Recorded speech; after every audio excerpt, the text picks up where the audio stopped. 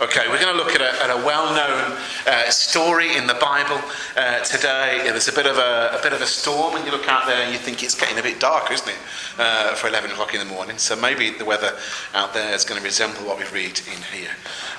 Matthew 14, verses 22 to 36. So Matthew chapter 14. We'll start at verse 22.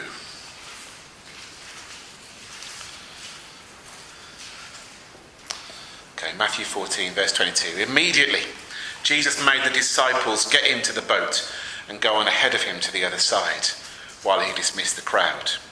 After he had dismissed them, he went up on a mountainside by himself to pray. Later that night, he was there alone, and the boat was already a considerable distance from land, buffeted by the waves because the wind was against it. Shortly before dawn, Jesus went out to them, walking on the lake. When the disciples saw him walking on the lake, they were terrified. "It's a ghost," they cried. They cried out in fear. But Jesus immediately said to them, "Take courage, it is I. Don't be afraid." "Lord, if it's you," Peter replied, "tell me to come to you on the water." "Come," he said. And then Peter got down out of the boat, walked on the water, and came toward Jesus. But when he saw the wind, he was afraid and began to sink and cried out, "Lord, save me." Immediately Jesus reached out his hand and caught him.